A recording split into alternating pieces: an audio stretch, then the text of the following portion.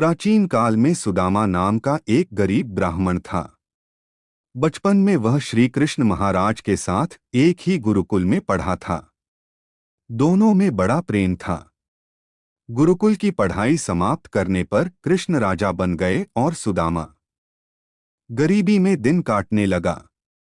गरीबी से तंग आकर एक दिन उसकी पत्नी ने कहा, जाओ कृष्ण जी से कुछ मांग लाओ, वह राजा हैं और तुम उन्हें अपना बचपन का मित्र बताया करते और उनकी बड़ी प्रशंसा किया करते हो।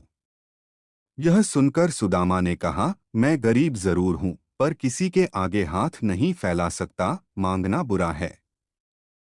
कृष्ण मेरे मित्र हैं पर यदि उन्होंने मना कर दिया तो मैं समझूंगी तुम दोनों की मित्रता झूठी थी। पत्नी की इस बात को सुनकर सुदामा को बुरा लगा। उन्होंने कहा, ऐसा मत कहो, श्री कृष्ण बड़े आदमी हैं। पर यदि मैं उनके पास जाऊं तो भेंट के लिए क्या ले जाऊंगा? घर में अन्न का एक दाना भी तो नहीं है।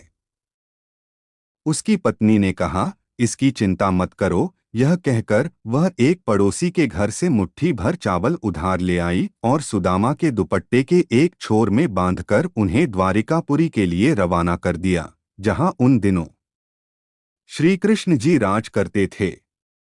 द्वारिका पहुंचकर सुदामा श्री कृष्ण जी के महल के सामने जाकर खड़े हो गए और द्वारपाल से पूछने लगे, क्या श्री कृष्ण जी का महल यही है?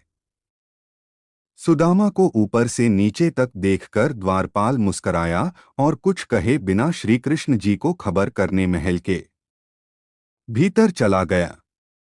उसने जाकर कहा, महाराज, बाहर एक पतला दुबला फटेहाल आदमी खड़ा है।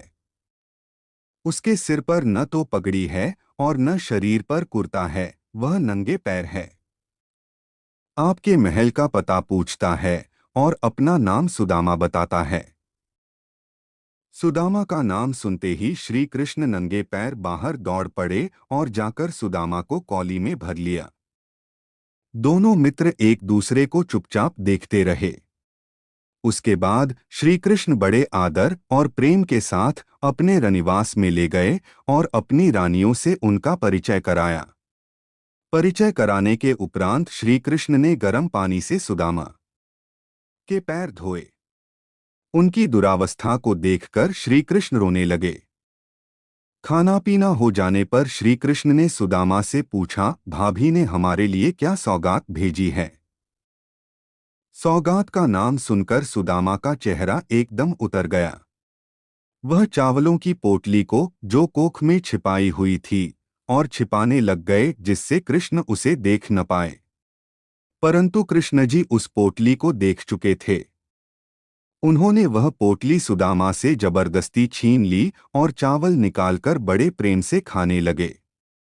खाते खाते उन्होंने हंसते हुए कहा, मित्र, तुम्हें याद होगा एक दिन गुरु माता ने हम दोनों को खाने के लिए चने दिए थे। वह तुमने चुपके चुपके खा लिए और मुझे न दिए थे। तुम्हारी चोरी की आदत अब तक नहीं गई है। तुम इसी तरह भाभी के चावलों को छिपा रहे थे।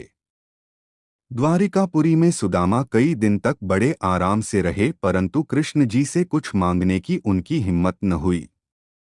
जब वह कृष्ण जी से विदा लेकर घर जाने लगे तब भी कृष्ण जी ने उन्हें कुछ न दिया। सुदामा अपने मन में कहने लगे, अच्छा हुआ जो मैंने उनसे कुछ न मांगा। इनकार कर देते तो मेरा मरण हो जाता। मेरी बुरी हालत उनसे छिपी न थी, देते तो खुद ही देते। सच है, प्रभुता पाकर बड़े आदमी छोटों को भूल जाते हैं। 15-20 दिन का रास्ता तय करने के बाद सुदामा अपने घर पहुंचे। क्या देखते हैं कि उनकी झोंपड़ी की जगह महल खड़ा है। वह घबरा गए। सोचने लगे कि झोंपड़ी का क्या हुआ और ब्राह्मणी कहाँ गई।